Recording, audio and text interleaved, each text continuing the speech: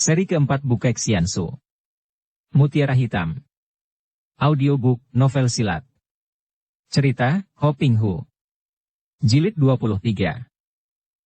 Ramailah kini para penduduk dusun itu dan sebentar saja mereka semua, termasuk seorang Huisio tua kurus berpakaian butut, berdiri di depan kedai dengan segala macam senjata di tangan.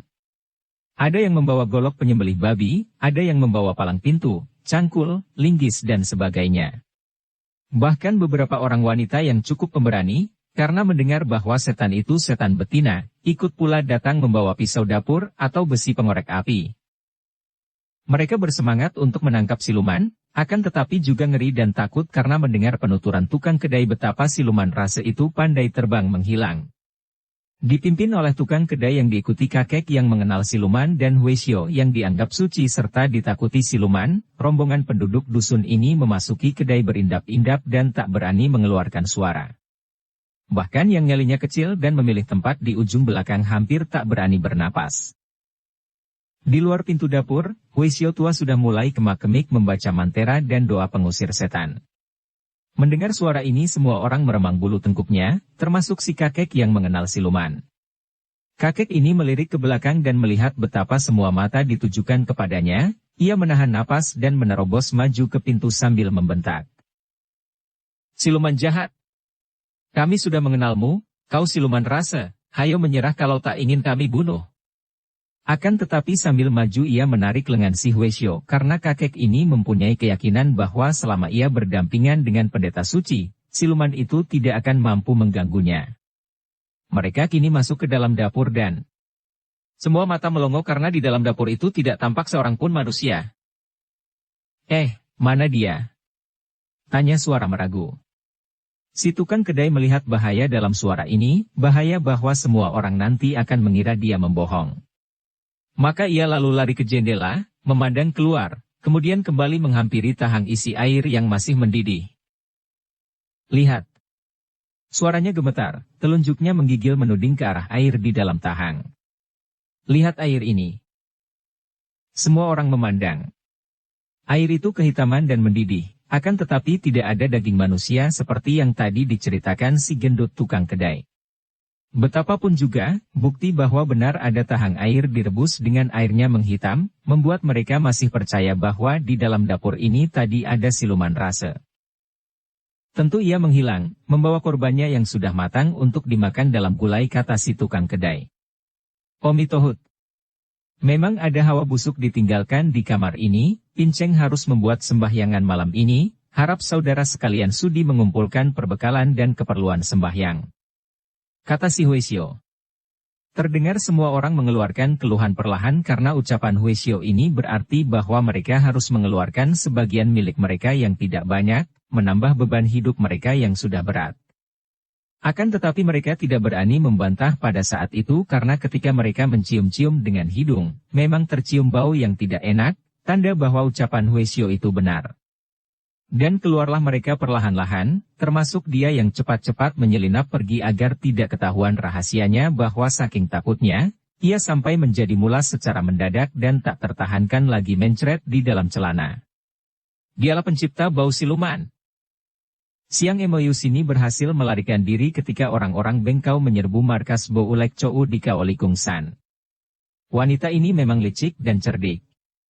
Dengan meminjam tangan Bo Ulek Chou dan orang Sisia, ia berhasil membinasakan ketua Bengkau dan juga Kambusin bersama istrinya dan banyak tokoh Bengkau lainnya. Kemudian, melihat keadaan bahaya, mana ia mau bersetia kawan kepada Bo Ulek Chou si Huisio tua itu? Apalagi ia ingin sekali membawa lari Hanki untuk menyempurnakan ilmunya yang baru, menyedot hawa murni dan darah bocah ini. Maka tanpa mempedulikan nasib sahabatnya itu, ia mendahului lari sambil memondong tubuh Hanki, melarikan diri melalui belakang gunung. Sebagai seorang yang berpengalaman, ia maklum bahwa Kau Bian Cinjin dan orang-orang Bengkau lainnya tentu akan mencarinya dalam usaha mereka merampas kembali Hanki cucu ketua Bengkau. Maka ia tidak mau terhenti dan terus melakukan perjalanan melalui sungai yang Cekiang dan sampai di kaki gunung Tealiangsan ia mendarat lalu membawa anak itu ke puncak Tealiangsan di mana ia membuat pondok bambu dalam sebuah hutan penuh bunga. Tempat ini sunyi dan indah, membuat ia merasa aman. Tak mungkin ada orang bengkau yang akan menduga bahwa dia bersembunyi di puncak Te Aliangsan. Kalau ia sudah menyempurnakan ilmu Hun Beng Tuhoat dengan mengorbankan nyawa Han Ki, baru ia akan turun gunung dan hendak ia lihat siapa orangnya yang akan mampu melawannya lagi. Han Ki biarpun masih kecil maklum akan bahaya maut yang mengancam dirinya. Akan tetapi anak ini tidak pernah menangis dan selalu membangkang tidak sudi menurut perintah Siang Mou Sini. Disuruh makan ia tidak mau, diajak bicara ia memaki-maki dan setiap kali ia dibebaskan dari totokan, ia lalu mengamuk dan berusaha melawan mati-matian. Siang Mou Sini adalah seorang yang semenjak muda berkecimpung dalam dunia persilatan. Menyaksikan sikap anak kecil ini, ia merasa amat kagum di dalam hatinya. Kagum akan ketabahan yang luar biasa, akan kekerasan hati dan akan daya tahan anak ini. Akan tetapi di samping rasa kagumnya, ia pun merasa jengkel. "Kau makanlah, apa kau ingin mati kelaparan?" bentaknya sambil menyodorkan makanan yang sudah ia campur obat karena selama beberapa pekan dalam perjalanan, tubuh anak ini menjadi agak kurus. "Tidak sudi. Kau makanlah sendiri, iblis betina tak tahu malu." Han Ki menjawab sambil memandang dengan mata melotot. Sesudah begitu, mau tak mau, terpaksa Siang Mou Sini memaksa anak itu menelan makanan dengan menotok leher membuat Han Ki kehilangan tenaga sehingga mudah saja mulutnya dibuka dan makanan dijejalkan masuk melalui kerongkongannya. Anak ini hanya bisa memandang penuh kemarahan. Pagi hari itu Siang Mou Sini tampak gembira di dalam pondok. Han Ki rebah miring di atas dipan. Sinar matahari pagi menyorot masuk melalui jendela pondok yang terbuka lebar. Pagi yang cerah, akan tetapi bukan ini yang membuat wajah Siang Mou Sini berseri. Ia gembira melihat Han Ki sekarang tampak sehat dan segar dan pagi ini ia mengambil keputusan untuk memulai dengan Dikin Ho Anjue, menyedot darah dan sumsum Han Ki untuk penyempurnaan ilmunya yang mujizat, yaitu ilmu Hun Beng Tuhoat. Sambil bersenandung kecil seperti seorang darah remaja yang bahagia, iblis betina ini mempersiapkan jarumnya yang panjang, kemudian dengan sinar mata penuh nafsu binatang, ia mulai menanggalkan pakaian Han Ki. Tubuh anak ini sungguh mengagumkan, kulitnya putih bersih dan di bawah kulit, penuh daging yang gempal dan padat. Warna kemerahan membuktikan akan kesehatan yang amat baik sehingga Siang Mou Sini menjadi ngiler dibuatnya. Biarpun matanya melotot penuh perlawanan, namun Han Ki yang ditotok itu tidak mampu bergerak, bahkan tidak mampu mengeluarkan suara. Ada juga rasa takut dan ngeri menyerang hati anak ini, namun sungguh luar biasa. Anak ini dapat mengatasinya dan sama sekali tidak tampak sinar takut di wajahnya. Han Ki rebah telentang. Matanya bersinar-sinar penuh api menatap wajah wanita itu. Kembali Siang Mou Sini menjadi amat kagum. Anak ini memang hebat bukan main, memiliki ketabahan yang luar biasa. Teringatlah ia akan ayah anak ini, Kambusin, yang juga amat tabah dan betapapun dahulu ia pernah menyiksanya, Kambusin sama sekali tidak pernah mau menyerah, tidak mau menurutkan keinginannya. Bahkan ia dahulu menggantungkan tubuh Kambusin di dahan pohon, membiarkan tubuhnya dikeroyok dan digigiti semut. Namun tetap saja laki-laki gagah ini tidak mau menyerah, baca cerita cinta bernoda darah, sehingga akhirnya ia terpaksa menggunakan obat bius dan perangsang yang merampas ingatan Kambusin. Dan sekarang, anak ini memperlihatkan ketabahan dan sikap pantang menyerah yang hebatnya melebihi ayahnya. Teringat akan ayah anak ini, makin menggelora nafsu iblis di tubuh Siang Mou Sini. Pandang matanya yang penuh nafsu itu menjadi haus dan perlahan ia membalikkan tubuh Han Ki menelungkup di atas dipan. Jari-jari tangan kirinya yang panjang-panjang meraba punggung di bawah tengkuk, kemudian tangan kanannya menusukkan jarum panjang ke dalam punggung Han Ki. Han Ki yang tak dapat bergerak itu dapat merasa nyeri dan perih di punggungnya, namun ketika ia mengerahkan tenaga untuk melawan, tenaganya tak dapat disalurkan. Anak ini lalu meramkan mata dan mengumpulkan semua semangat, berusaha mengerahkan tenaga yang berkumpul di dalam pusarnya. Ia meraba betapa di dalam pusarnya terjadi pertentangan antara panas dan dingin yang amat hebat, demikian hebatnya rasa nyeri dalam pusar. Kadang-kadang seperti terbakar dan kadang-kadang seperti membeku sehingga ia tidak merasakan lagi tusukan pada punggungnya. Siang Mou Sini sudah duduk bersila di dekat Han Ki. Jarum sudah ia tusukkan sampai menembus tulang punggung. Wajahnya berkilat saking girang dan dikuasai nafsu. Ia lalu menahan napas dan menekan gelora nafsunya, menenteramkan hati dan mengendorkan semua tenaga. Dalam melakukan Nikin Hoanju ini ia harus mengosongkan diri dan karena inilah maka ia sengaja menjejalkan obat yang sifatnya panas yang sesuai dengan keadaan dirinya sewaktu kosong sehingga tidak ada bahaya terhadap tubuhnya bagian dalam yang kosong dan tidak terlindung hawa sakti. Darah dan sumsum yang akan disedotnya itulah yang akan menjadi bahan bakar bagi penyempurnaan ilmunya Hun Beng Tu Hoat yang sedang dilatihnya, dan kalau ia berhasil, ia akan mampu melawan orang sakti manapun juga di dunia ini. Setelah keadaan dirinya sudah kosong benar, Siang Emoyusini lalu menundukkan tubuhnya ke depan, mulutnya menggigit ujung jarum yang menancap di punggung Hanki lalu menghisap. Hawa di dalam pusar Hanki bergulung-gulung antara hawa panas dan dingin.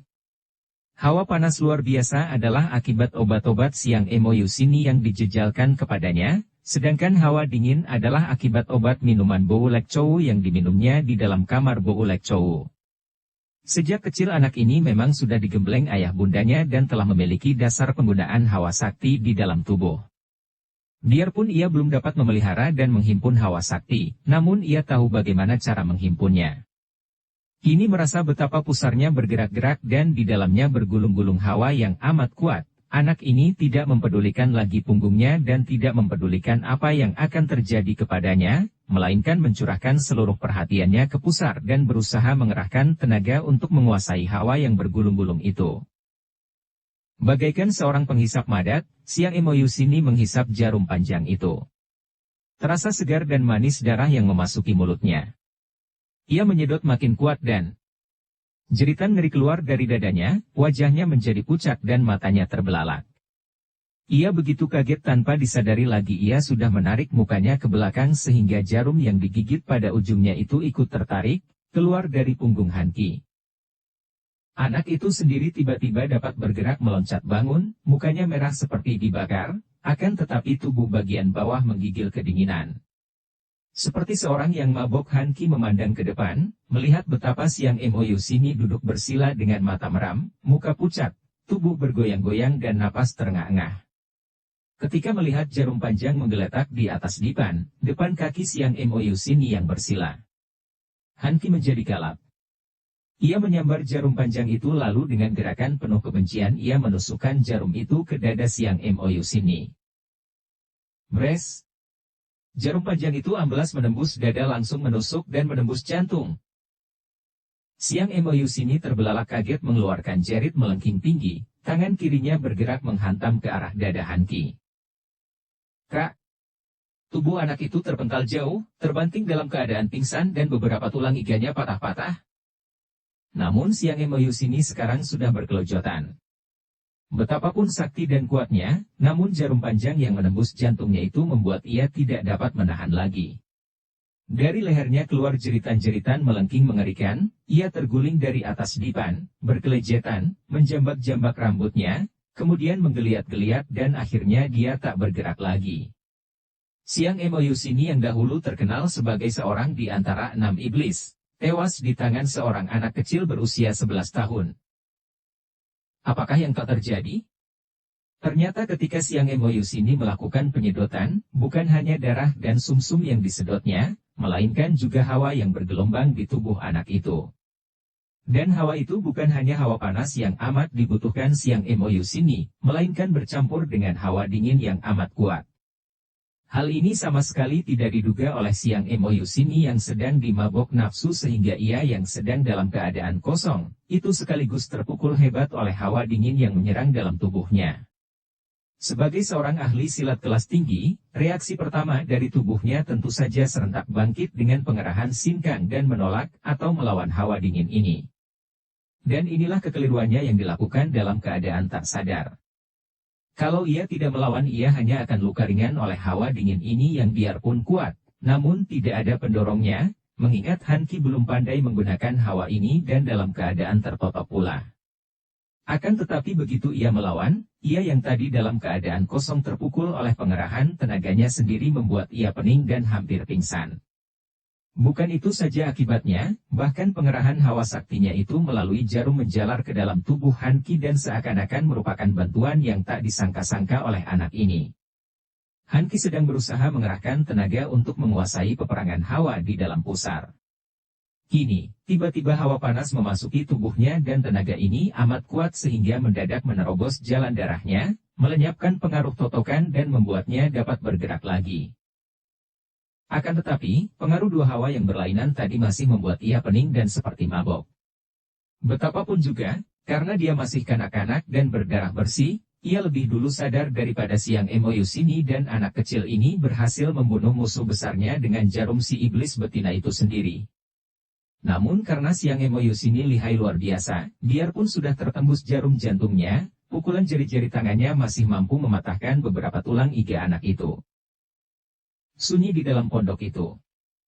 Hawa pagi yang sejuk menerobos masuk di antar angin yang menggerakkan ujung atap daun di atas jendela yang terbuka. Suara burung berkicau di antara dahan-dahan pohon yang tadinya riang gembira, kini seolah-olah menjadi tangis duka. Agaknya menangisi kelakuan manusia yang saling menyakiti dan saling membunuh tanpa sebab yang penting. Sinar matahari pagi yang tadinya menerobos masuk, melalui jendela menjadi agak suram mengurangi seri wajah bumi yang tadinya cerah. Akan tetapi, lengking maut yang tadi keluar dari kerongkongan Siang Emoyusini dalam kemarahan, kesakitan dan pergulatan melawan maut, agaknya bukan tidak ada yang mendengar sama sekali. Kecuali burung-burung dan binatang-binatang hutan yang mendengarnya, juga terdengar oleh seorang kakek tua renta yang berjalan perlahan di dalam hutan. Kini kakek tua renta yang berpakaian serba putih bersih dan sederhana, berjenggot dan berambut panjang juga sudah putih semua dan halus seperti sutera, masih kelihatan berjalan, melangkah seenaknya. Akan tetapi yang hebat, biarpun ia kelihatan melangkah biasa, tubuhnya berkelebat laksana burung terbang saja dalam waktu singkat telah memasuki pondok yang sunyi itu. Sejenak kakek itu berdiri memandang mayat Siang Emoyusini dan tubuh Hanki yang keduanya menggeletak tak bergerak. Kemudian kakek ini menarik napas panjang, berdongak dan mengelus jenggot putihnya sambil berbisik halus. Ah! Yang pintar maupun yang bodoh, yang kaya atau yang miskin, yang menang maupun yang kalah, akan berakhir dalam keadaan yang sama. Mati! Kehidupan apakah yang takkan disusul kematian? Semua orang tahu akan saat terakhir baginya yang pasti datang menjemputnya, akan tetapi, mengapa selagi hidup banyak tingkah, tidak mengisi dengan hal yang berguna, baik, bagi orang lain maupun bagi diri sendiri? Manusia. Kakek tua renta itu maju, membungkuk dan mengangkat tubuh Hanki, memeriksanya sebentar lalu memondongnya keluar dari pondok. Ia masih melangkah biasa, namun kini lebih cepat lagi daripada tadi, pergi menghilang ke dalam rimba. Dilihat dari belakang, tampak sebuah alat musik yang king butut tergantung di punggungnya. Kakek ini bukanlah manusia biasa. Jarang sekali ada manusia dapat bertemu dengan kakek ini. Dia bukan lain adalah Bukek Xiansu. Kakek sakti dan dianggap manusia dewa oleh dunia persilatan, yang saking tuanya tidak ada lagi yang dapat menaksir berapa usianya. Kalau Tuhan menghendaki, maka pagi hari itu Hanki dapat tertolong oleh kakek sakti ini, seperti ayahnya pada belasan tahun yang lalu juga ditolong Bukek Xiansu, baca cerita cinta bernoda darah. Hanya bedanya, kalau mendiang Kambusin hanya menerima sedikit petunjuk dari kakek ini yang membuat dia menjadi seorang pendekar, adalah Kam Hanki dibawa terus oleh Bukek Xiansu dan sampai belasan tahun tidak seorang pun manusia tahu kemana anak ini dibawa pergi. Maka dalam cerita ini, kita tidak akan berjumpa kembali dengan Kam Hanki yang kelak akan muncul di dalam cerita lain. Beberapa pekan kemudian, mayat Siang Emoyusini ditemukan beberapa orang tukang kayu yang kebetulan sampai di puncak Taiyangsan, dan mereka itu segera mengubur mayat yang tinggal tulang-tulang itu. Siang Emoyusini lenyap dari dunia persilatan tanpa ada yang mengetahui kemana perginya dan di mana tempat kuburnya. Kota Lokyang adalah sebuah kota yang besar dan ramai, terletak di sebelah barat kota raja kerajaan Sung. Selain menjadi kota indah yang banyak dikunjungi pelancong dan pelajar dari daerah-daerah yang ingin memperdalam ilmu kesusastraan di kota ini, juga Lokyang ramai dikunjungi pedagang. Bahkan di kota ini banyak terdapat pengunjung dari utara, yaitu bangsa-bangsa Hitan, Mongol, dan lain-lain yang datang untuk berdagang kulit dan bulu dan berbelanja kebutuhan-kebutuhan hidup yang tak dapat mereka temukan di utara. Ada pula yang datang untuk mengunjungi kota besar ini yang namanya sudah terkenal sampai ke pedalaman di utara. Tentu saja bangsa Hitan yang paling banyak datang berkunjung, karena memang pada waktu itu, kerajaan Sung bersahabat dengan kerajaan Hitan akan tetapi pada pagi hari itu, penduduk kota Lok yang dibikin kagum oleh sepasang orang muda yang berpakaian serba indah gemerlapan, menunggang 2 ekor kuda yang besar dan diberi pakaian indah pula. Dikawal oleh 2 losin tentara Khitan, si pemuda berusia 19 tahun, amat tampan dan gagah, alisnya tebal hitam, pandang matanya tajam berkilat. Senyumnya manis akan tetapi penuh wibawa, pakaiannya seperti seorang panglima muda dengan pedang panjang berukir indah tergantung di pinggang. Topinya dihias naga emas berkilauan dan anehnya, di pinggang pemuda ini terselip sebatang suling. Adapun darah remaja yang menunggang kuda di sebelahnya amatlah menarik perhatian orang saking cantik jelitanya. Wajahnya khas orang Khitan, dengan sepasang mata lebar, senyum terbuka dan anting-antingnya besar, manis bukan main. Pinggangnya ramping, tubuhnya padat berisi dan dari cara ia menunggang kuda, jelas tampak bahwa gadis ini pun bukan orang sembarangan serta memiliki ketangkasan yang mengagumkan. Semua orang yang melihat sepasang orang muda ini bertanya-tanya dan menduga bahwa 2 orang muda itu tentulah bangsawan-bangsawan tinggi di kerajaan Khitan. Dugaan mereka itu memang tidak keliru, akan tetapi jarang di antara mereka dapat mengenal bahwa si pemuda itu bukan lain adalah putra mahkota kerajaan Khitan, yaitu Pangeran Talibu. Adapun darah remaja berusia 17 tahun yang amat cantik jelita itu adalah Putri Mimi. Putri dari Panglima Kayabu yang sudah dikenal sebagai adik kandung sang pangeran oleh seluruh rakyat Khitan. Semua orang Khitan tahu bahwa putra mahkota itu sesungguhnya adalah putra kandung Panglima Kayabu, atau kakak kandung sang putri itu, yang semenjak berusia 5 tahun diangkat putra oleh sang ratu. Akan tetapi semenjak beberapa pekan yang lalu Pangeran Talibu sendiri tidak mempunyai anggapan demikian. Ia telah mengetahui rahasia dirinya dan dengan hati girang kini ia memandang wajah Putri Mimi yang cantik jelita, dengan pandang mata yang lain daripada biasanya.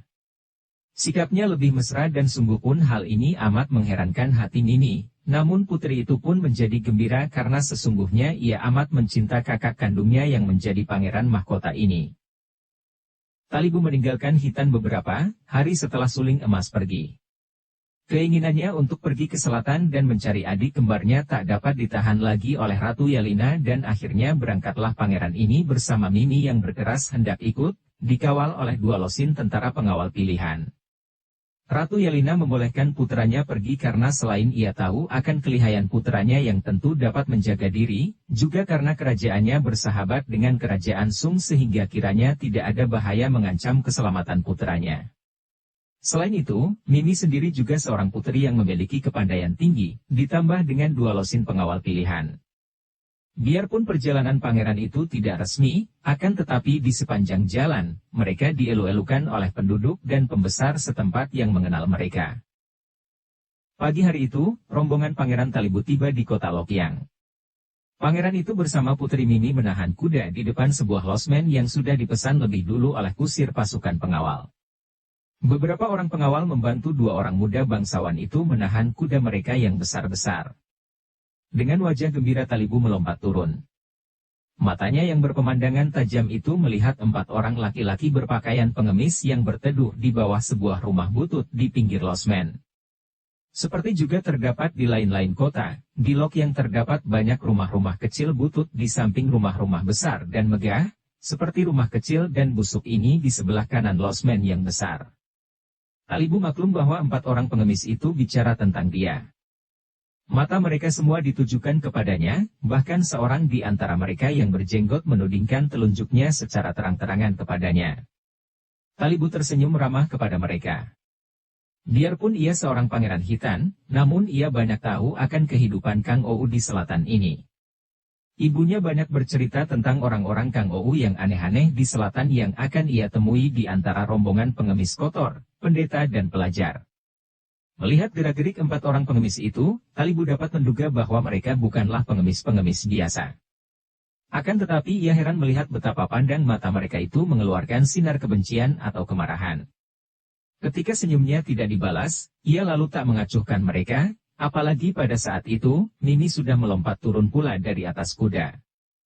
Sambil bercakap-cakap dan tersenyum-senyum kedua orang muda bangsawan ini memasuki losmen, disambut oleh pemilik losmen dan anak buahnya.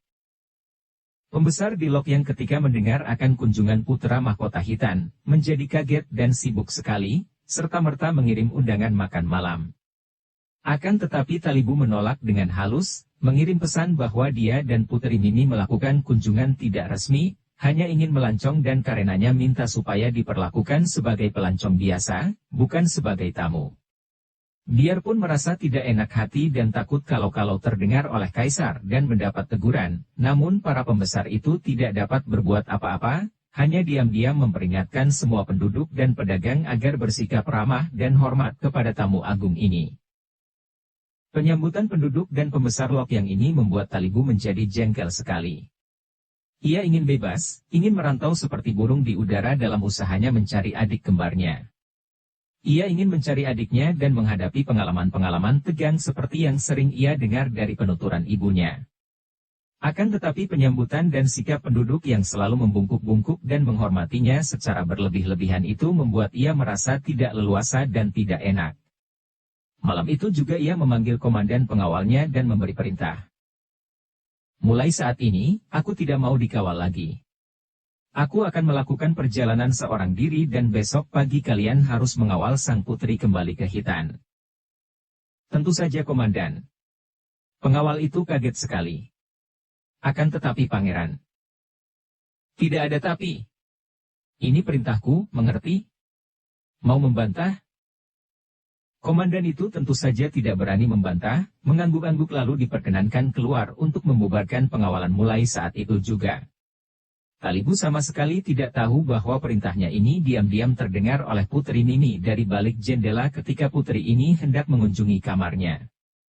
Putri Mimi yang mendengar perintah ini terkejut, cepat kembali ke kamarnya dan termenung. Akan tetapi putri yang remaja dan lincah ini lalu tersenyum dan mengangguk-angguk seorang diri, sudah mengambil keputusan sendiri.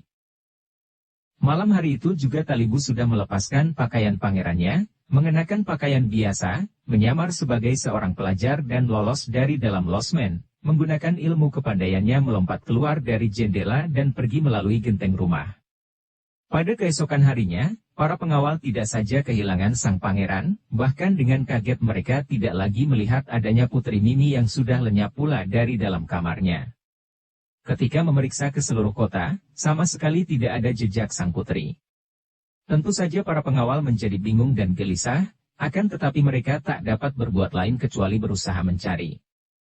Komandan pengawal sudah cepat menyuruh 2 orang anak buahnya kembali ke Hitan menyampaikan laporan tentang hilangnya Putri Mimi dan tentang perintah sang pangeran yang melarang mereka mengawal karena sang pangeran berkenan melakukan perjalanan seorang diri. Talibu adalah seorang pemuda yang amat berani dan ilmu kepandaiannya bukan lemah. Ia menerima gembengan langsung dari ibunya sendiri, yaitu Ratu Yalina yang di waktu mudanya mewarisi ilmu kesaktian yang amat rahasia, simpanan tokoh pendiri Bengkau yaitu ilmu silat yang hanya terdiri dari 13 jurus, bernama Capsa Sinkun, kepalan sakti 13 jurus. Biarpun hanya 13 jurus, akan tetapi kalau Ratu Yalina yang mainkan, kiranya tokoh-tokoh Kang Ou jarang yang akan dapat menandinginya. Talibu tentu saja tidak sematang dan sekuat ibunya, namun dengan ilmu ini ia pun menjadi orang muda paling lihai di seluruh kerajaan ibunya. Dengan bekal ilmu kepandaiannya, kini pemuda bangsawan yang merupakan orang paling penting sesudah ratu ini sekarang melakukan perjalanan seorang diri, diam-diam meninggalkan losmen, lolos dengan pakaian seorang pelajar. Ketika tubuhnya berkelebat keluar dari pintu gerbang kota sebelah timur, karena ia bermaksud pergi ke kota raja yang berada di sebelah timur Lokyang, ia melihat berkelebatnya bayangan beberapa sosok tubuh di sebelah belakangnya. Talibu boleh jadi gagah perkasa, namun ia kurang pengalaman dan tidak mengenal keadaan dunia Kang Ou. Maka ia tidak menaruh curiga dan dengan lapang ia melanjutkan perjalanan keluar dari kota Lokyang.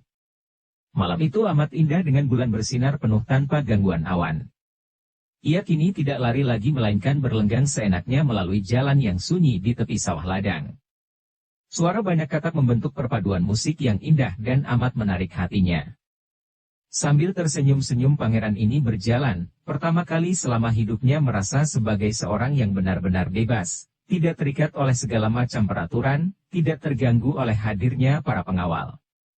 Ia pada saat itu merasa benar-benar sebagai seorang pendekar muda perantau seperti yang sering ia dengar didongengkan ibunya.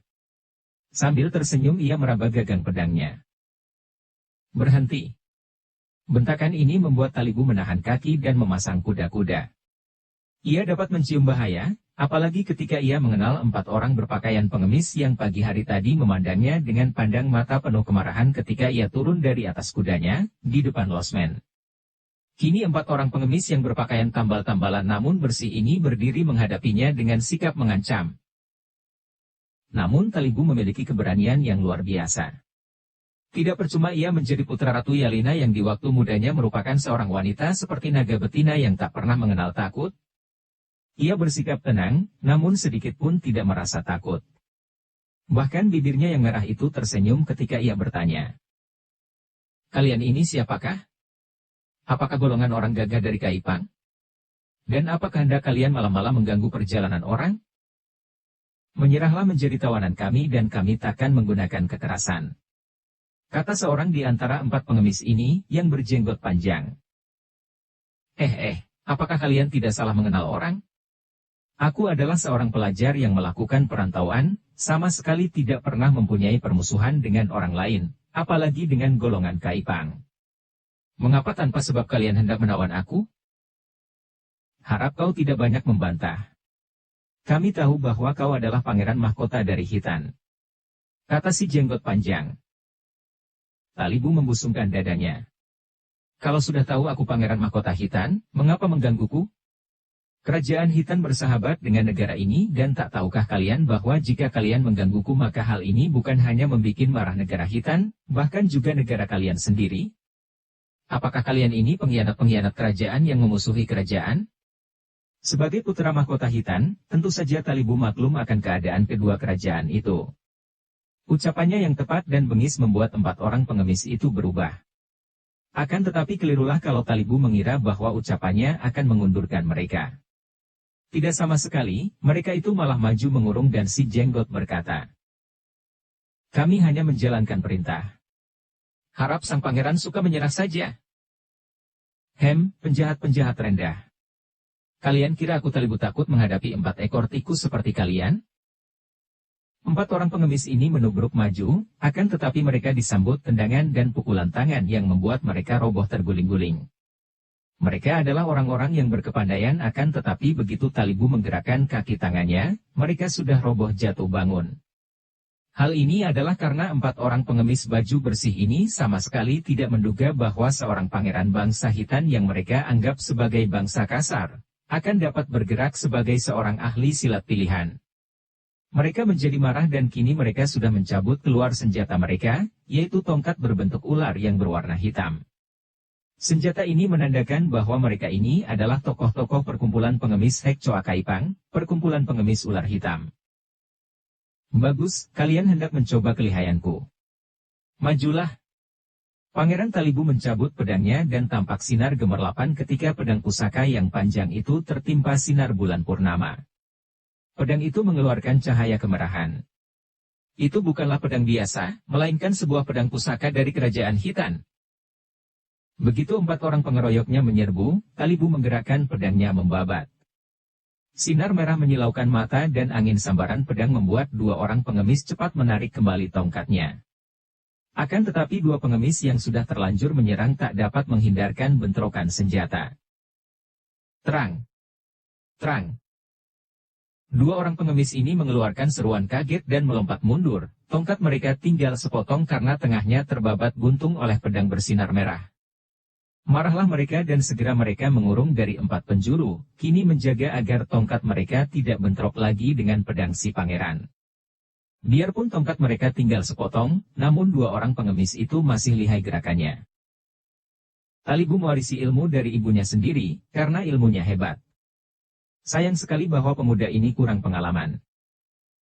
Kalau ia sudah matang ilmunya, agaknya dalam 10 gebrakan saja ia akan mampu merobohkan 4 orang lawannya tanpa pedang. Sesungguhnya, ilmunya tangan kosong Cap Sasin Kun merupakan ilmu yang jarang bandingnya, akan tetapi pemuda yang belum berpengalaman ini merasa ngeri untuk menghadapi pengeroyokan 4 lawan bersenjata dengan tangan kosong. Justru karena ia berpedang, maka ia malah tidak dapat merobohkan lawan dalam waktu singkat. Betapapun juga, karena dasar ilmu silatnya memang lebih tinggi, tenaga sinkangnya lebih kuat dan ditambah pedangnya adalah benda pusaka yang ampuh, tidak sampai 40 jurus kemudian, 4 orang pengemis itu sudah roboh terluka semua. Akan tetapi pangeran itu bukanlah seorang kejam. Hal ini terbukti bahwa 4 orang pengemis itu hanya terluka goresan pedang di pundak, lengan atau paha saja. Tentu saja kalau ia mau, luka di pundak bisa menjadi pemenggalan leher, luka di lengan bisa menjadi tusukan di dada, dan luka di paha bisa menjadi babatan di pinggang. Sambil melintangkan pedang di depan dadanya, pangeran yang perkasa itu membentak. Sekarang mengakulah, siapa pimpinan kalian yang menyuruh kalian mencoba untuk menangkap aku? Kami tidak berani mengaku, kata seorang di antara mereka, dan seterusnya mereka membungkam tidak berani bicara lagi, hanya mengeluh karena kesakitan. Tiba-tiba terdengar suara ketawa bergelak dan tahu-tahu dari tempat gelap muncullah sesosok bayangan. Ketika Talibu memandang, ternyata di depannya telah berdiri seorang laki-laki tinggi besar bertubuh ramping padat, rambutnya panjang dan ketawanya seperti wanita, bahkan kemudian orang itu lalu menyanyi-nyanyi dengan suara kecil merdu. Orang ini bukan lain adalah Butek Siulam. Akan tetapi Talibu tidak mengenal orang aneh ini, maka ia lalu bertanya dengan hormat, karena munculnya orang aneh ini menimbulkan dugaan bahwa dia tentu bukan orang sembarangan. Maaf, siapakah Tuan dan mengapa datang ke tempat ini menjumpai saya? Hahaha. Pemuda tampan, Pangeran Mahkota Hitan. Aku disebut Butek Siulam dan Pangeran menjadi tamu agung. Harap saja kau suka ikut bersamaku. Maafkan sikap jembel-jembel yang tidak sopan ini, dan saya persilakan Pangeran menjadi tamu kami secara terhormat. Talibu biarpun belum banyak pengalaman, namun dapat mengenal orang pandai. Menurut ibunya, orang-orang sakti amat banyak di dunia Kang Ou dan sikap mereka memang aneh-aneh. Orang ini sukar ditaksir, laki-laki atau wanita. Pakaiannya aneh dan jelas adalah pakaian pria, namun lagaknya amat genit. Bicaranya seperti wanita dan suara serta ketawanya jelas suara wanita. Maka ia lalu menjura dengan hormat dan menjawab. Saya memang Pangeran Mahkota Hitan, akan tetapi pada saat ini saya sedang merantau sebagai orang biasa. Saya tidak mempunyai hubungan dengan Tuan, maka harap Tuan jangan mengganggu dan maafkan penolakanku. Hai Hik. Kalau para pembesar yang mengundang boleh saja Paduka menolak, akan tetapi Butek Siulam adalah seorang di antara Butek Mosian, dan dalam hal ini undangan bukan hanya datang dari saya pribadi, melainkan juga dari Boulek Chow, pemimpin bangsa Sisia. Kami perlu memperundingkan sesuatu yang amat penting dengan Paduka. Apakah Paduka tidak memandang mata kepada kami? Talibu seorang pemuda cerdik. Mendengar bahwa orang aneh ini sekutu pimpinan bangsa Sisia, ia terkejut sekali. Dan pada saat itu ia pun sudah melihat munculnya puluhan orang di sekitar tempat itu, sebagian besar Huesio-Huesio berjubah merah. Teringatlah ia akan cerita tentang penumpasan Bengkau dan ia maklum bahwa melawan pun akan sia-sia belaka. Maka ia lalu menjawab. Undangan resmi dari bangsa Sisia untuk Pangeran Mahkota Bangsa Hitan tentu saja tak dapat saya tolak. Saya pun tidak percaya bahwa bangsa Sisia yang gagah akan menyalahgunakan undangan ini. Marilah, Tuan, saya menerima undangan terhormat itu. Kembali Butek Siulam tertawa terkekeh, kemudian dengan lagak genit ia mempersilakan pangeran itu berjalan di sampingnya. Pergilah mereka ke barat dan mendaki sebuah bukit. Menjelang pagi barulah mereka tiba di puncak bukit dan ternyata di situ terdapat bangunan-bangunan darurat dari bambu yang dijadikan tempat persembunyian Boulek Chow dan anak buahnya. Pangeran Talibu disambut dengan penuh kehormatan oleh Boulek Chow dan murid-muridnya. Huesio tinggi besar berkaki buntung ini menjura penuh hormat sambil menyambut di depan pintu. Selamat datang, Pangeran Mahkota Talibu dari Hitan. Kunjungan Paduka Pangeran ini merupakan sebuah kehormatan besar sekali dan membuktikan bahwa bangsa Hitan adalah bangsa yang besar dan mempunyai keinginan baik terhadap bangsa Sisia. Juga membuktikan kesetiaan orang gagah Butek Siulam terhadap kami, hahaha. Pangeran Talibu balas memberi hormat dan berkata, suaranya tenang dan sikapnya agung. Sudah lama kami mendengar akan bangkitnya bangsa Sisia yang dimulai dari Tibet dan kami merasa kagum bahwa bangsa yang kecil itu dapat bangkit menjadi bangsa yang kuat. Akan tetapi saya tidak melihat hubungan sesuatu yang dapat menjadi alasan bagi Lo Suhu untuk mengundang saya menjadi tamu pimpinan bangsa Sisia. Sebagai putra kandung seorang panglima besar, tentu saja Pangeran Talibu ini pandai pula dalam hal siasat dan diplomasi. Di dalam kata-katanya ia memuji-muji bangsa Sisia, akan tetapi di lain pihak ia pun membanting dan menganggap bangsa Sisia sebuah bangsa yang kecil dan tidak ada hubungannya dengan Hitan yang besar. Hahaha. Pangeran Talibu dari Hitan benar tinggi hati. Justru pertemuan antara kita inilah yang menjadi jembatan penyambung hubungan itu. Pangeran Talibu, silakan duduk dan mari kita berunding seperti dua pihak pimpinan bangsa yang besar dan yang memiliki kepentingan bersama. Talibu mengikuti Boulek Chowu dan Butek Siula memasuki ruangan besar dan duduk menghadapi meja yang bulat telur dan panjang. Pelayan-pelayan wanita muda dan cantik segera datang membawa arak hangat dan hidangan. Para pelayan ini amat menghormati Boulek Chowu dan keadaan di situ tiada ubahnya dengan ruangan istana raja. Diam-diam Talibu merasa heran mengapa pendeta ini bermata demikian genit penuh nafsu dan mengapa pula seorang pendeta, biarpun dia pemimpin suku bangsa Sisia, mempunyai pelayan-pelayan wanita yang muda-muda dan cantik-cantik. Akan tetapi sebagai seorang tamu yang tahu akan tata susila dan peraturan istana, ia diam saja, melirik pun tidak untuk menyembunyikan perasaan herannya. Namun diam-diam ia merasa bahwa ia berada di dalam keadaan bahaya, maka ia bersikap hati-hati. Setelah mereka makan minum, ditemani Butek Siulam yang menjadi makin genit sikapnya terhadap dirinya, Talibu tak sabar lagi lalu bertanya, "Lo Suhu, kalau saya tidak keliru menduga, Lo Suhu ini tentulah Boulek Chowu, pimpinan para Huisyo Tibet yang menggerakkan orang-orang Sisia, yang terkenal sampai ke Hitan." Pandang mata Pangeran Talibu amat tajam dan dugaan itu tepat sekali.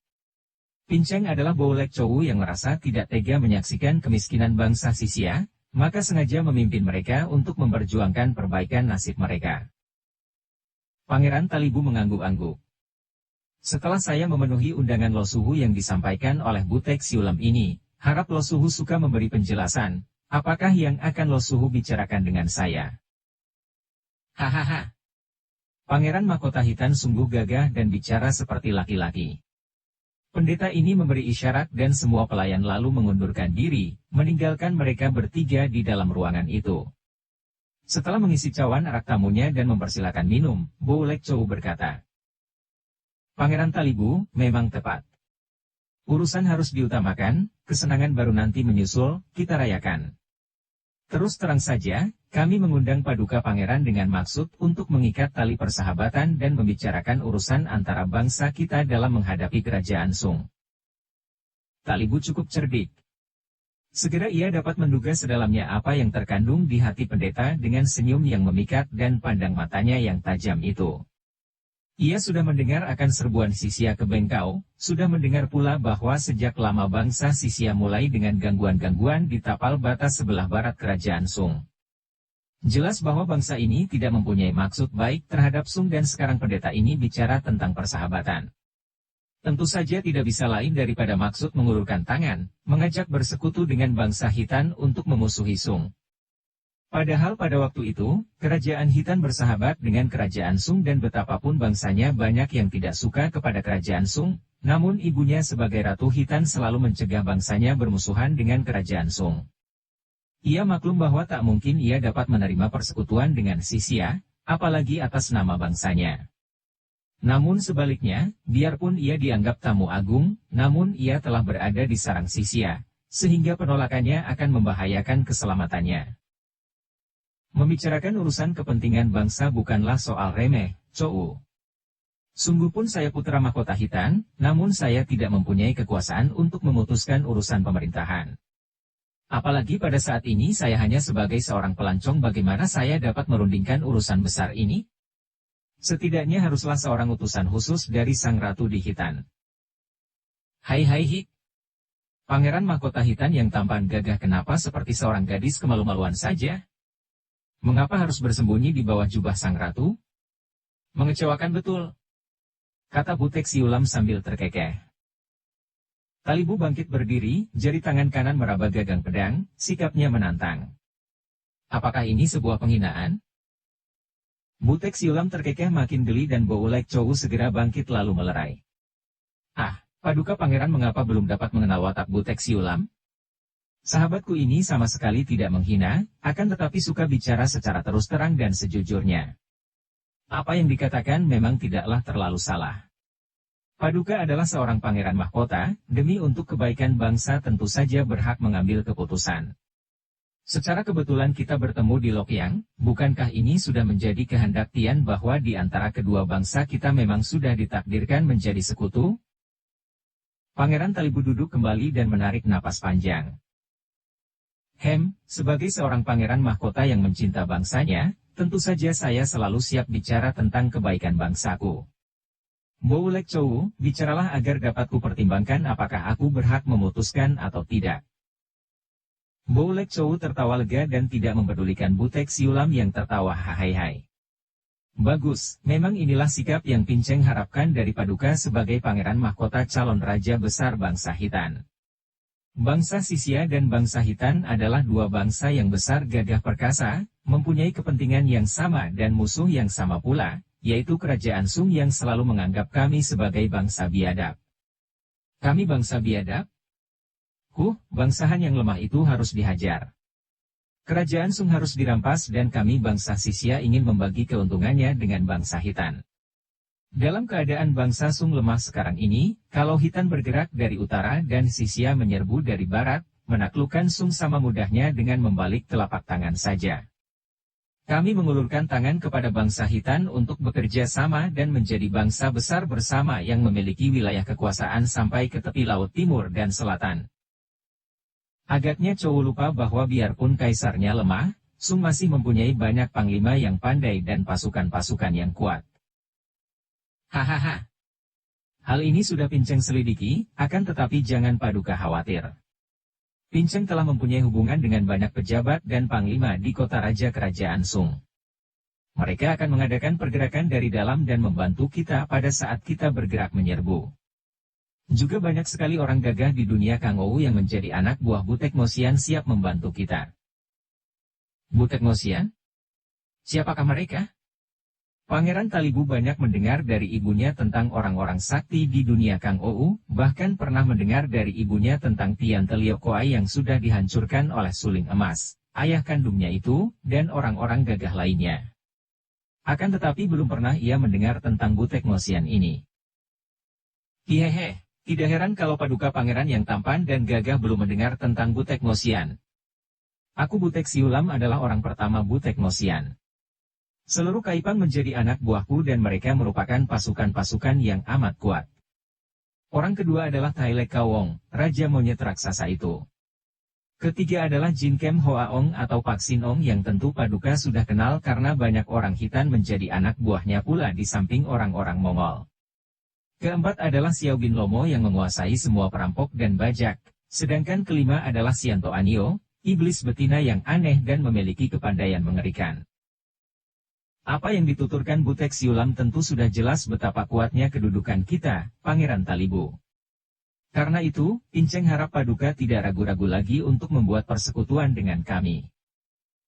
Boulek Chou, aku hanya seorang pangeran dan urusan amat penting ini tidak mungkin dapat kuputuskan sendiri.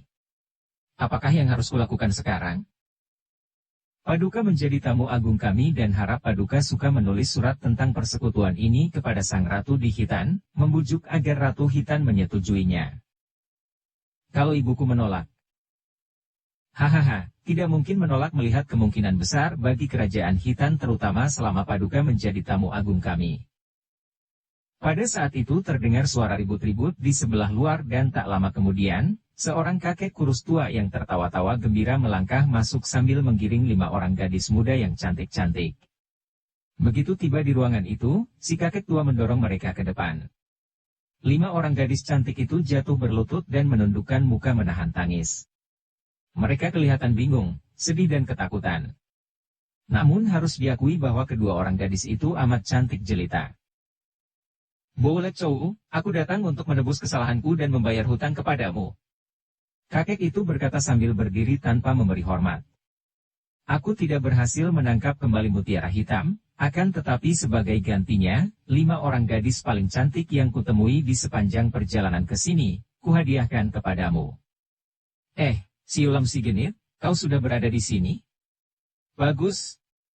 Dan kudengar tadi kalian menjamu pangeran mahkota Hitan. Dia inikah orangnya? Hahaha, bagus, bagus. Wah, kebetulan sekali kalau begini. Untung aku membawa 5 orang gadis cantik. Chowu, kau menjamu tamu agung tanpa suguhan wanita cantik, sungguh kurang ramah. Melihat kedatangan Xiao Bin Lomo, hati Boulek Chowu girang. Memang ia membutuhkan sekali tenaga bantuan Butek Ngosian, apalagi setelah ia kehilangan bantuan Siang Mou Sini yang entah kemana perginya itu. Ia tertawa bergelak. Bagus, terima kasih, Xiao Bin Lomo.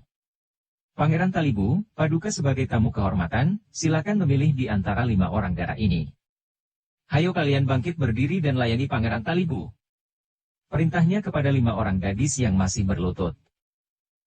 Karena sudah mengalami siksaan apabila tidak menurut perintah Xiao Bin Lomo, 5 orang gadis itu seperti kehilangan semangat untuk melawan lagi. Kini mendengar perintah pendeta tinggi besar yang kelihatan lebih galak daripada Xiao Bin Lomo yang menculik mereka makin takut dan cepat mereka bangkit berdiri. Wajah mereka yang cantik itu menjadi agak terang ketika mereka melihat siapa yang harus mereka layani. Kalau disuruh melayani seorang pemuda demikian tampan dan gagahnya, apalagi yang disebut pangeran, kiranya tanpa dipaksa mereka akan sungkan untuk menolak. Terutama sekali melihat bahwa ada kemungkinan mereka tidak terpilih oleh si pangeran sehingga harus melayani Xiao Bin Lomo atau si pendeta yang biarpun tampan akan tetapi sudah tua dan berkaki buntung, atau juga laki-laki tinggi yang memiliki wajah tampan akan tetapi aneh dengan dandanan seperti orang gila. Kini 5 orang gadis itu seperti berlomba menghampiri Pangeran Talibu hendak merebut perhatiannya. Talibu hampir tak dapat mengendalikan kemarahan hatinya. Ketika ia tadi mendengar Butek Siulam memperkenalkan Pak Sinong sebagai seorang di antara 5 orang sakti yang membantu Boulek Chowu, ia sudah marah sekali. Tokoh jahat Pak Sinong itu adalah musuh besar ibunya, merupakan seorang pengkhianat Hitan, mana mungkin Hitan dapat bekerja sama dengannya. Akan tetapi ia masih dapat menahan perasaannya. Kini 5 orang gadis itu berdiri dan menghampirinya dengan langkah lemas dan pandang mata penuh harap, bibir kepucatan dipaksa senyum. Ia merasa seolah-olah sebagai seekor kucing yang tertangkap, kini musuh-musuhnya melepas 5 ekor anjing untuk menerkam dan mengeroyoknya. Ia memandang dan hatinya dipenuhi rasa iba. 5 orang gadis cantik itu sama sekali tidak menimbulkan benci di hatinya. Sebaliknya, mereka itu bukan 5 ekor anjing ganas, melainkan 5 ekor kelinci yang ketakutan dan hampir mati karena sedih. Pandang mata mereka membuat hatinya merasa tertusuk. Mereka pun menjadi korban kebiadaban orang-orang yang memusuhinya ini. Tak dapat pula ia menahan kemarahannya, dan ia segera bangkit berdiri, menggerakkan tangannya dengan halus sambil berkata, "Nona berlima saya bebaskan, silakan keluar dari sini dan pergi kembali ke rumah masing-masing." 5 orang gadis itu kelihatan bingung, saling pandang, meragu dan seperti tidak percaya kepada telinga mereka sendiri. Mereka melirik ke arah Xiao Bin Lomo yang masih duduk sambil tertawa. Melihat ini serentak timbul harapan mereka bahwa mereka benar-benar dibebaskan seperti yang dikatakan pemuda tampan itu. Otomatis mereka menjatuhkan diri berlutut menghadap Talibu, mengangguk-anggukan kepala lalu bangkit dan tergesa-gesa mereka berjalan menuju pintu. Mendadak berkelebat bayangan orang dan tahu-tahu Butek Siulam sudah meloncat melalui 5 orang gadis itu, berdiri di tengah pintu mengembangkan kedua lengannya yang panjang sambil tertawa-tawa. "Hai hai hik, nona-nona manis mau kemana? Kalau Pangeran Talibu tidak suka kepada kalian, masih ada aku dan yang lain-lain yang membutuhkan hiburan dan pelayanan kalian. Haha, mari kembali dan duduk minum arak, temani kami nona-nona cantik. Aku memilih yang 2 ini." Sekali rangkul, ia telah menangkap dan memondong 2 orang gadis, sambil tertawa-tawa ia menciumi muka mereka bergantian. 2 orang gadis yang usianya kurang lebih 16 tahun itu menjadi pucat wajahnya dan tubuhnya menggigil ketakutan. 3 yang lain juga menggigil dan dengan kaki lemas mereka digiring kembali ke meja oleh Butek Siulam. "Tahan!" Talibu membentak dengan suara marah sekali.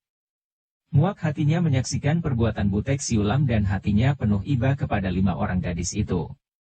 "Boulek Chowu, engkau sudah menyerahkan gadis-gadis itu untuk melayaniku dan aku berhak melakukan apa saja terhadap mereka. Setelah kubebaskan dia, kenapa dihalangi? Apakah aku tidak dipandang sebelah mata di sini? Orang muda. Aku yang membawa datang anak-anak ini, dan hanya akulah yang berhak membebaskan mereka. Kenapa kau lancang hendak membebaskan mereka? Kau berani memandang rendah Xiao bin Lomo? Kakek kurus itu sudah bangkit berdiri sambil tertawa-tawa mengejek. Talibu marah sekali, akan tetapi ia tidak mempedulikan Xiao bin Lomo. Sebaliknya ia menghadapi Bo Ulek Chou dan berkata lagi, suaranya keras dan marah. Bo Ulek Chou, engkaulah tuan rumah di sini, maka aku tidak sudi melayani yang lain. Kau mau membebaskan 5 orang wanita ini ataukah tidak? Bo Ulek Chou tertawa dan sekali tangannya meraih, 3 orang wanita muda yang lain sudah ia tarik keras-keras ke arahnya. 3 orang gadis itu menjerit lirih dan ketika 2 tangan Bo Ulek Chou bergerak, seorang telah jatuh di atas pangkuannya, yang 2 orang lagi ia peluk pinggang mereka dan ia dudukan di kanan kirinya. Pangeran Talibu, sebagai seorang tamu agung, engkau tak tahu sopan menolak hidanganku untuk menikmati wanita-wanita ini. Sebagai seorang tawanan, engkau sombong dan berani menjual lagak. Hahaha, apa kau kira Pinceng tidak tahu isi hatimu? Engkau pura-pura bersikap baik dan bersahabat, padahal di dalam hatimu engkau benci kepada kami. Ujian dengan darah-darah ini membuka rahasiamu. Coba katakan, maukah engkau menulis surat kepada Ibumu Ratu Hitan? Engkau belum memperlihatkan jasa sedikit pun juga, sudah hendak bersikap sebagai raja di sini. Hahaha. Coba jawab, maukah engkau menulis surat itu sekarang juga? Hai, Bo Ulek Chou seperti anak-anak saja. Tentu saja dia tidak mau. Ketika tadi aku menyebut nama Pak Sinong, apakah Chou tidak melihat perubahan mukanya? Sudah kuduga, pangeran cilik ini takkan menurut kalau tidak dipaksa. Kata Butek Siulam sambil membelai-belai tubuh 2 orang dara yang dirangkulnya secara tak tahu malu. Chou, serahkan saja bocah ini kepadaku. Mau dia mati? Atau setengah mati? Atau menangkapnya saja? Tanggung dalam berapa jurus ia akan bertekuk lutut di depanmu. Kata pula Xiao bin Lomo yang rupa-rupanya amat bernafsu untuk mencari muka terhadap pimpinan bangsa Sisia ini dan untuk menebus kesalahannya telah bentrok dengan para Huisio jubah merah. Bo Ulek Chou hanya tersenyum lebar, matanya memandang tajam ke arah wajah Pangeran Talibu. Melihat betapa Talibu memandang Butek Siulam yang membelai-belai dan meremas-remas tubuh 2 orang gadis yang menggigil pucat dengan pandang mata penuh kebencian, tiba-tiba ia mendorong 3 orang gadis yang dirangkulnya sambil membentak, "Hayo kalian bertiga buka pakaian." 3 orang gadis itu terkejut lalu menjatuhkan diri berlutut. Seorang di antara mereka berkata dengan suara gemetar, "Ampunkan kami. Ampunkan kami." Sedangkan yang 2 orang lainnya menangis. Masih belum memenuhi perintah? Bo Ulek Chou membentak lalu mengerling ke arah Talibu yang memandang ke arah 3 orang wanita itu dengan wajah berubah merah. Kemudian ia tertawa, kedua lengannya yang besar berbulu menyambar ke depan, 10 jari tangannya mencengkeram dan merenggut. Terdengar suara bret, bret, bret. Di antara jerit lirih dan seluruh pakaian 3 orang gadis itu robek semua sehingga dalam sekejap mata mereka bertiga telah telanjang bulat. Mereka hanya dapat menangis dan berlutut, berusaha menutupi dada dengan kedua lengan. Bo Ulek Chou tertawa bergelak, memandang wajah Talibu yang menjadi pucat, kemudian dengan sengaja ia meraih dan merenggut tubuh 3 orang gadis yang sudah tak berpakaian lagi itu ke arahnya, dipangku dan dirangkul seperti tadi. Butek Siulam tertawa hai, dan terdengar pula suara pakaian cabik-cabik diseling jerit tangis 2 orang gadis dalam pelukannya yang dalam waktu beberapa detik sudah telanjang pula seperti teman-teman senasib mereka. Hahaha, bagaimana Pangeran Talibu? Maukah kau sekarang juga menulis surat itu? Kalau kau mau, dialah Pinceng mengalah dan rela memberikan 3 darah jelita ini kepadamu. Bo Ulek Chou berkata penuh ejekan. Pangeran Talibu maklum bahwa dia diuji secara hebat. Bo Ulek Chou sengaja melakukan semua itu untuk mengujinya, untuk melihat apakah dia dapat diajak bersekutu dan apakah dia dapat dipercaya. Akan tetapi darahnya bergolak mendidih saking marahnya. Ia maklum juga bahwa apapun yang terjadi, sampai mati tak mungkin ia mau bersekutu dengan manusia-manusia macam ini, dan bahwa ibunya pun tak mungkin sudi bersekutu dengan bangsa Sisia untuk memusuhi kerajaan Sung. Maka dengan kemarahan meluap ia lalu mencabut pedangnya dan membentak nyaring. Jahanam berkedok pendeta. Siapa sudi mendengar omonganmu? Orang-orang macam kalian patut dibasmi. Ia menyerbu ke depan untuk menyerang Bo Ulek Chou. Akan tetapi tiba-tiba sebuah lengan kurus menyelonong dari samping, menyambar ke arah pergelangan tangannya yang memegang pedang. Sambaran tangan itu cepat sekali dan mendatangkan angin pukulan yang kuat. Talibu kaget, cepat menarik kembali pedangnya dan melompat ke samping sambil membalikkan tubuhnya. Kiranya Xiao Bin Lomo sudah berdiri di depannya, tertawa-tawa dan berkata, "Chou, apakah kau ingin dia mampus? Jangan, cukup asal kau tangkap dia Lomo. Kau lihat aku menangkap tikus ini." Xiao Bin Lomo terkekeh dan tubuhnya menubruk maju. Pangeran Talibu tidak gentar biarpun ia dapat menduga akan kelihayan lawannya. Bersambung ke jilid 24. Dukung kami dengan subscribe, follow, like, komen dan share. Terima kasih.